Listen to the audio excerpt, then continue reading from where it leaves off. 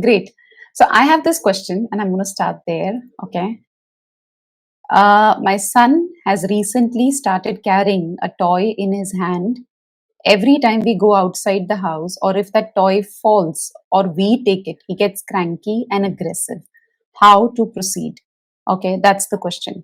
So, some of you, I mean, I see some of you who I know very well, and I've always answered to this question that if a child is holding things in the hand, whatever it is, so if I hold something in my hand, it is about trying to feel safe, you know. And when I say trying to feel safe, it means, I don't know what has changed in your child's environment, but there is something that is causing your child to feel unsafe. So the simple thing, what would I do? What are the ways that I can make my child feel safe? One, I use a lot of visual supports. Okay, before I go ahead and how to help, I will not take away the thing from the child's hand. I will never do that, because that object provides a sense of safety.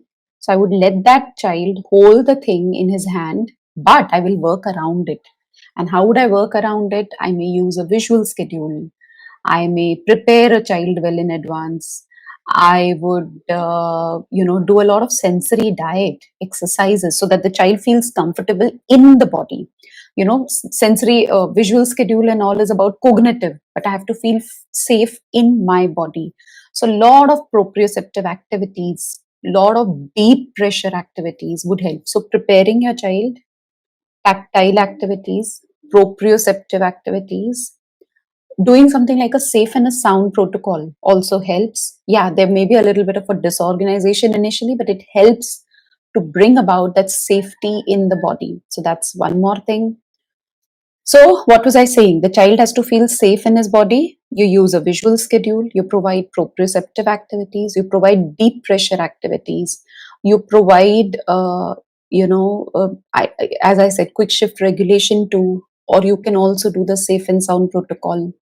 Now, once you've done all of it, would it happen that the child will stop holding things? No. It will take some time, maybe a week, maybe 10 days, maybe a month, till the child starts trusting and feeling. Child will not just let go, okay, behavior is gone. No, it takes time.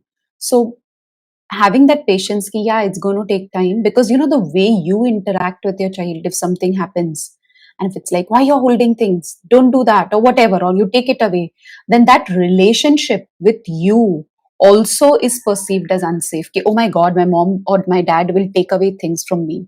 So working on that relationship component also, where the child feels ki, I'm allowed to hold things in my hand, will give an additional sense of safety to the child. So this is what would help.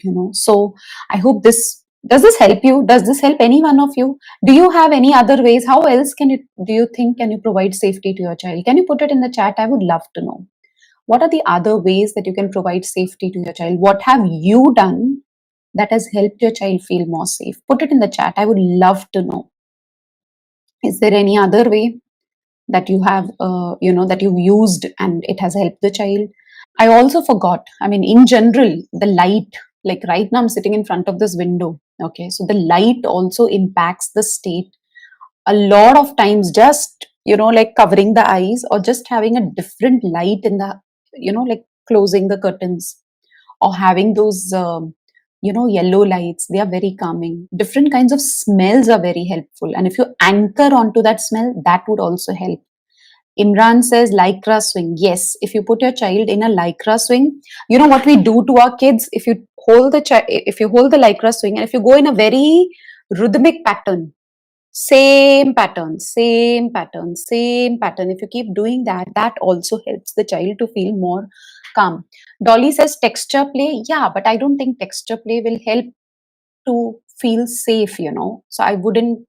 And again, deep hug is very good depending on the age of the child. Some kids, when they are old, I can't give them hugs. So in that case, I had made a squeeze machine at Kushi when I used to work with kids, because the big boys, I couldn't hug them. Mothers couldn't hug them. And so we made a squeeze machine. And if you don't have a squeeze machine, you can just buy an air mattress. And what like this table that you can see, so the space between the table and the wall, I would put that lycra, the air mattress, and I would let the child be there and be there for like 20 minutes. That kind of a squeeze is more helpful. So that's one. Olina says training, give and take for a second first, then longer, make sure that no, no, no. So Olina, what you're talking about is more of a behavioral thing. You give it back to me and I'll give it to you.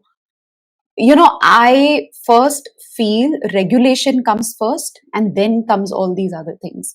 So if the child feels regulated, I will never take away anything that helps the child to feel regulated. So all this give and take and then trust and all, there is still that underlying element of, oh my God, will she give it back to me? I wouldn't add up all of that initially. Later, yes. Spending time in nature, aroma. So spending time in nature is an amazing thing, Urvashi. When I say spending time in nature, walking outside, walking outside as in on a hill or in a forest, like, where there are lots of trees in a garden with weight, with a backpack, which is like 10% of the body weight. So if I'm like 50 kgs, then 5 kg. Some kids, 10% is also too much. I would start with 5%. So carrying that weight and walking out for 20 minutes and then taking that weight away. So that's a very good one, Urvashi. Spending time in nature, aroma. I used to have a lot of kids. I used to put those essential oils here, and they used to smell it. That is another thing that kids love. Some don't love it. So you will have to, like what you say, play around with that. Lycra, we spoke about it, Imran. Light, we spoke about it. Allow mouthing. So when you say allow mouthing, I would give them something that they can chew onto, which is like real crunch. Because when you bite onto something, that really helps to feel calmer. Yes. Uh, Compression jacket.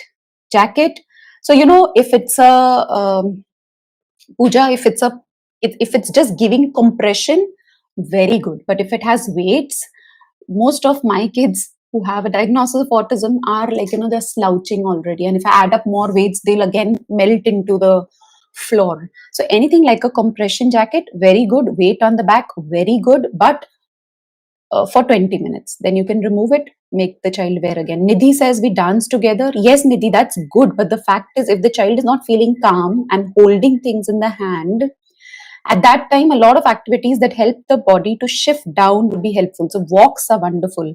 Those are the other kinds of things which are wonderful. I forgot to add up that thing where Nidhi said tone of your voice. So tone of your voice is very important. If I can listen. So Nidhi shared something with me right now on a voice message. Nidhi is there in my platinum group, and she shared something with me, and her voice showed a lot of pain. I mean, I sensed a lot of pain. Her voice, I sensed a lot of anxiety in her voice. And if that's the state that I am in, I will never talk to my child in that state. So tone of voice would be like, am I feeling comfortable? Am I okay that my child is feeling unsafe? And then I talk to my child. So yeah, tone of voice really matters. Mirisa says listening to music together. So as I said, Abhilasha says listening to music. Yes. All right. So that was the question about holding things in the hand. I will never take it away. I forgot to add one important thing in this. It is about safety in the relationship. The child has to trust you. And then we spoke about tone of voice. How are you talking? We spoke about your gestures. Yeah, all of that would also be equally important. Hmm? Do you think if there is anything that you feel we do, some of you, and we've not added up, anything else that you feel we've not added, we've forgotten? Nothing? Okay. Before you go, I wanted you to know about my app, autisminsights.com. Autism with an AWE. And in this app, what do you get? You get a 14-day free trial period to the foundation level. You get daily insights from my working for the last 23 years. What you see right now on YouTube, you get to meet me, hear me every day. You get my audio books, you get my recorded courses, you get my master classes. There's so much waiting for you. And I want you to experience it and grab that 14-day free trial for yourself.